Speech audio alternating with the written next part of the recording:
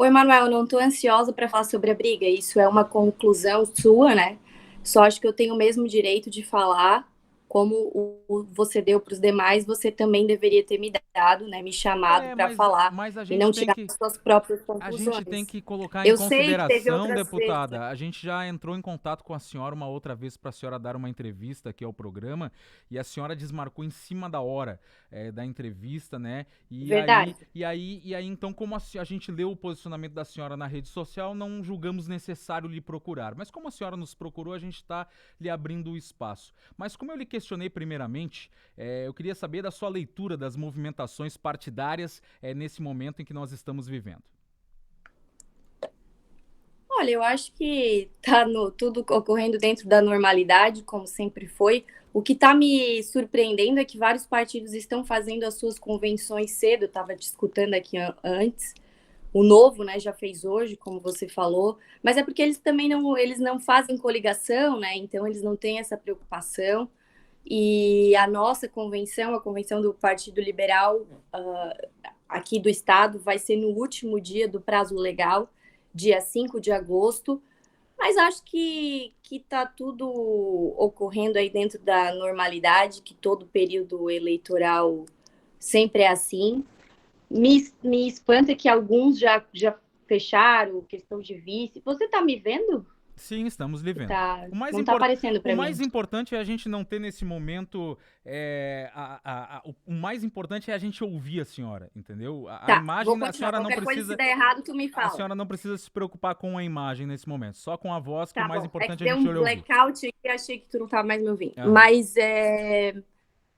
então, a gente ainda não tem nada decidido. Por exemplo, o PL não sabe se vai ter um vice de outro partido, se vai fazer coligação com alguém. Estou aguardando aí as decisões da cúpula do partido estadual. A senhora tem se envolvido nessas discussões partidárias aqui no estado de Santa Catarina ou tem deixado isso tudo para o senador Jorginho Melo? Não, quem decide é o senador Jorginho Melo. Uhum. E como é que a senhora tem. A senhora faz alguma aposta? A senhora acha que o Progressistas tem chance de fechar com o Partido Liberal aqui para compor um apoio maior para o presidente Bolsonaro aqui no estado? Olha, no dia que o presidente esteve aqui em Santa Catarina na Marcha para Jesus, eu estava no aeroporto de Navegantes e estava o Luciano Hang, estava eu, estava o Jorge Seife e estava o Espiridião Amin. Aí eu até brinquei, perguntei para o Espiridião Amin se eles indicariam um vice, né, para o PL, e ele falou que as conversas estavam avançando muito bem, mas depois já vi ele dar declarações de que não vai abrir mão da candidatura dele, porque é importante para o partido dele. E de fato, acho que é, né? Ter uma candidatura majoritária fortalece também as candidaturas proporcionais. Então, acho que tudo é possível até o limite ali que a lei permite. Uhum. No sentido de que pode sim que o Amin abra mão e indique o vice do Jorginho Melo, mas pode ser que toque o barco ali pensando no partido dele também. Uhum. A senhora está fazendo uma pré-campanha nesse ano, né? A deputada federal. Como é que tem sido esse seu trabalho? A senhora está percorrendo o estado, buscando apoio. Como é que tem sido essa sua construção? Tenho percorrido aí os municípios onde temos conhecidos, onde as pessoas procuram a gente via redes sociais, pedem para marcar uma reunião. Tenho me disponibilizado para ir, já fui em vários lugares, já fui no oeste, já fui no norte, já, né, eu estou aqui no sul, hoje estou mais tranquila ontem hoje, porque estou com uma gripe aí, rapaz, que não está fácil, né, e até que bom, porque agora eu tirei esse tempo para dar entrevistas, inclusive aqui para falar com vocês, como você já havia falado, teve outro momento que estava marcado e tive que desmarcar, mas tem sido boa essa caminhada, eu estou nessa missão aí da minha pré-candidatura a deputada federal para ajudar o presidente Bolsonaro e sempre falo que o resultado vai ser consequência do meu trabalho, da vontade do eleitor e, claro, da vontade de Deus. Se for o meu momento, eu vou chegar lá. Se não for o meu momento, eu vou ter ajudado o meu país e ajudado aí a reeleger aquele que eu confio e eu apoio. Uhum. A senhora tem algumas pautas bem importantes, assim, né? A senhora se declara antifeminista do fuzil. O que que seria, para explicar para o nosso ouvinte que não sabe, o que que seria uma antifeminista do fuzil? O Emanuel, na verdade, quem me deu essa alcunha aí não fui eu, né? Foi a Cruzoé e o antagonista. Eles fizeram uma matéria, inclusive foi uma mulher que fez uma matéria, me chamando de a antifeminista do fuzil, por eu não me encaixar aí nesse movimento feminista, que eu acho que é um movimento autoritário, que qualquer coisa que você pensar fora do que a cartilha político-partidário delas prega, você já é detonada, você já é excluída, e por eu postar foto com armas. Então, o antagonista que me chamou de a antifeminista do fuzil, eu achei engraçado, né? Até de certa forma bonitinho, e acabei colocando lá nas minhas redes sociais, a antifeminista do fuzil, de acordo com o antagonista e a Cruzoé. Para mim, ser antifeminista é isso aí, é porque eu sou uma mulher livre de verdade, que tem as minhas convicções, os meus pensamentos, que não sou submissa a uma agenda político-partidária, como, na minha opinião, as feministas são. Você vê, por exemplo, elas não permitem que você defenda que uma mulher ou qualquer outra pessoa deve andar armada. Recentemente tivemos, foi a semana passada, uma mulher em Rio do Sul que estava sendo ameaçada pelo ex-companheiro, já tinha feito diversos BOs, e Uhum. ela, com medo, foi lá, comprou uma arma, inclusive no clube de tiro de um amigo meu, foi lá, comprou uma arma para se defender, e num dia o ex-companheiro dela invadiu a residência dela com uma faca, ameaçando, e ela recebeu ele com tiros para se defender e evitar uma tragédia, certo? Se ela esperasse ligar para a polícia, talvez não seria tão efetiva, né, essa defesa dela.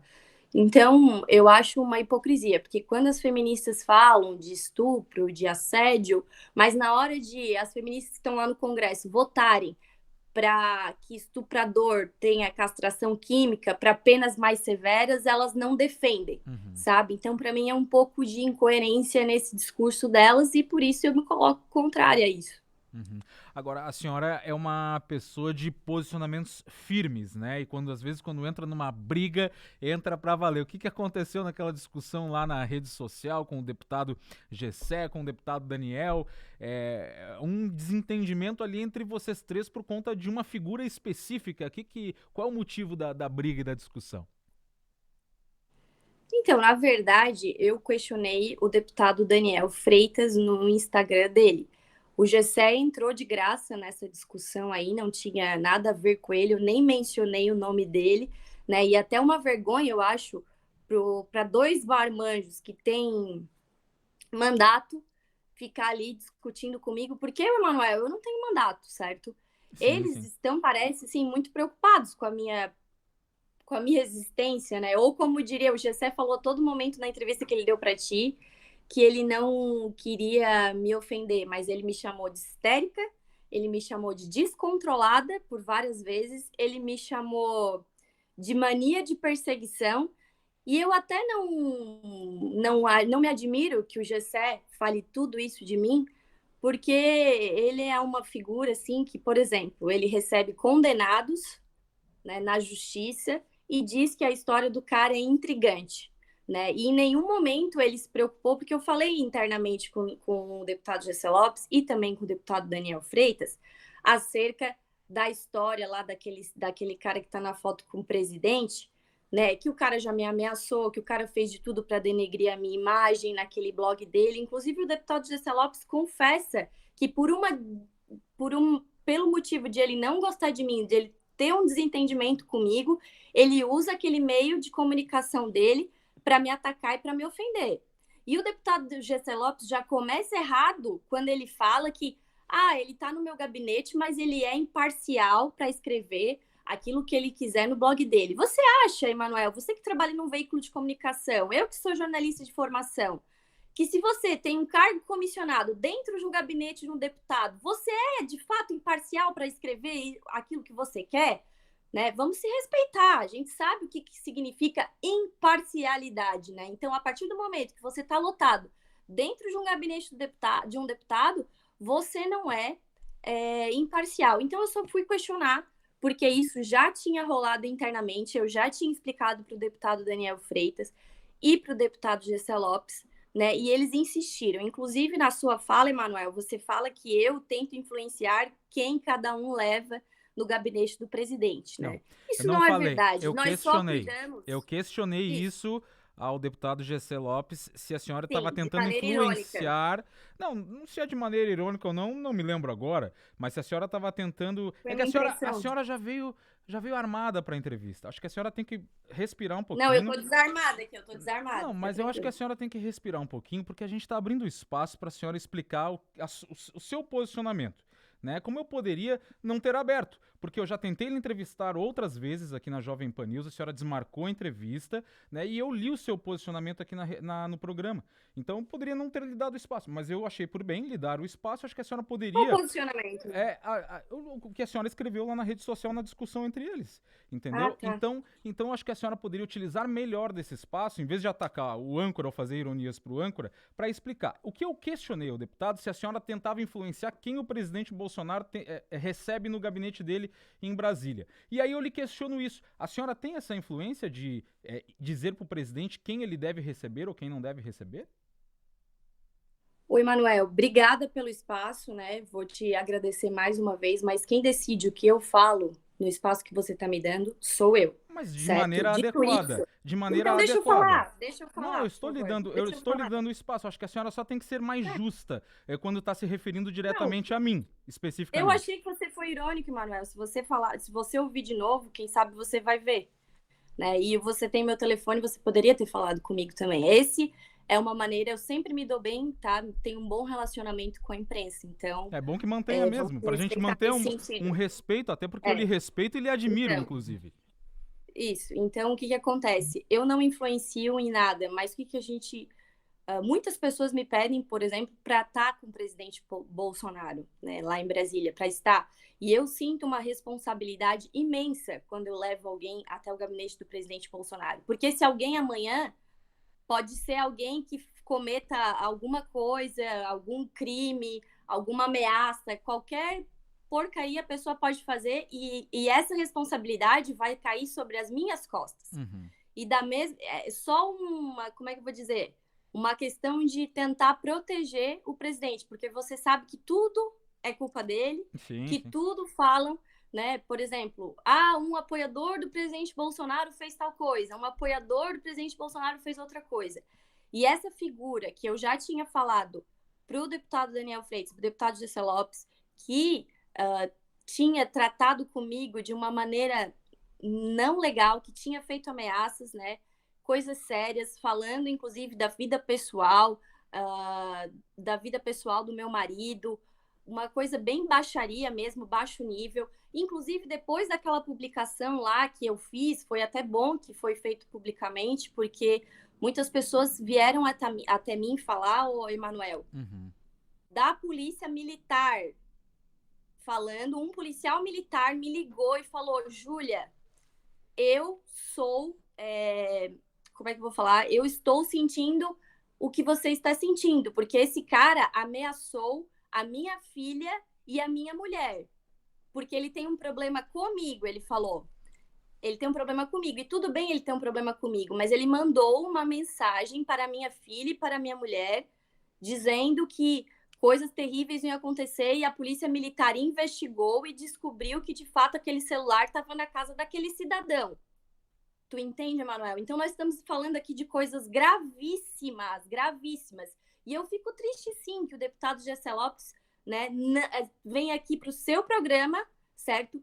Me desqualificar dissimuladamente, tentando dizer que não quer me ofender, mas a intenção dele é me ofender. Mas isso é típico do Gessé Lopes, porque tudo que é dele é bom e Uhum. tudo que é dos outros é ruim. E ele entrou naquela discussão de graça, porque eu nem mencionei o trabalho dele. E ele ficou 15 minutos falando mal de mim aqui no seu programa, em vez de apresentar os resultados do mandato dele. Então, o que que eu falo? Porque brigar com gente do partido. olha, se tiver um canalha dentro do meu partido, eu vou sim expor e brigar. E o deputado Gessé Lopes falou que eu falei que eu fico ameaçando o Daniel Freitas. Como é que é isso? Ah, que eu fico falando coisas da vida dele pessoal. Quem externou um problema dele pessoal não foi eu. Foi a mulher dele que fez um boletim de ocorrência contra ele e a imprensa publicizou isso. Uhum. Mas insistentemente, como o Gessé explicou aqui, ele sempre defende o Daniel porque os dois são parceiros. E tudo bem, é um problema deles. Agora, ele veio aqui no seu programa, Emanuel, falar assim, mal de mim, debochar, fazer pouco caso, como ele costuma fazer. Como ele fez quando ele não ganhou o apoio do movimento pró-armas. Ele botou um assessor dele a falar mal do movimento, chamar de dinheirista nos grupos. Nós temos prints, e isso é muito chato. Então, eles começaram errado ele começou errado essa entrevista, falando que eu que ataco. Mas, na verdade, tudo começou porque eu fui atacada por um assessor do deputado Gessé Lopes no site dele. E eles tentam desvirtuar essa história. Deputada, eu já estava ali legendo. Para a gente finalizar, estamos aqui conversando com Júlia Zanata, que é uma das integrantes desse movimento de direita, é pré-candidata pelo PL lá no sul do estado, é uma liderança forte lá na região do sul do estado. Que mensagem que a senhora deixa então para o Gessé aqui no programa para a gente finalizar aqui o nosso bate-papo? Porque eu ainda tenho que entrevistar em seguida o Udo Deller, que é pré-candidato a vice-governador na chapa de Carlos Moisés. Olha, eu não deixo nenhuma mensagem para ele, na verdade. Eu espero que ele mostre os resultados do mandato dele. E quero dizer que eu não vejo em nenhum momento, eu vejo o Daniel como uma resistência para a minha candidatura. A verdade é uma só. Quem vivia lá em Brasília, no ouvido do Eduardo Bolsonaro, pedindo para eu não ser candidata a prefeita e pedindo para o Eduardo fazer eu prometer que se eu fosse candidata a prefeita, depois eu não seria deputado federal, não era eu. Não fui eu que tentei barrar candidaturas. A minha candidatura tentaram barrar. Essa é a verdade. Uhum. Então, eu já estava no PL, certo? O deputado Gessé Lopes fala, o Daniel chegou primeiro. Mas, por ironia do destino, ou por Deus, eu já estava no PL quando eles entraram, certo? Então, eu esperava, no mínimo, respeito dessa dupla. E digo mais, Emanuel, é tão feio um marmanjo que nem o Daniel com mandato pegar e mandar outra pessoa brigar comigo porque ele não tem coragem de me enfrentar, de enfrentar uma mulher. Se ele não tem coragem de me enfrentar, imagina se ele vai ter coragem de enfrentar todos os problemas que a gente tem lá em Brasília. Tá Vamos certo. ter mais coragem, né, pessoal? Isso aí é muito feio. Júlia Esses dois Zanata. marmanjos aí querendo brigar comigo. Júlia Zanata, muito obrigado aqui pela gentileza do bate-papo. Um forte abraço, estamos sempre à disposição. Valeu, Manuel. Obrigada. Muito obrigado. Agora são 4h36. Vamos ao intervalo e já voltamos com o Udo Deller, pré-candidato a vice-governador aqui em Santa Catarina.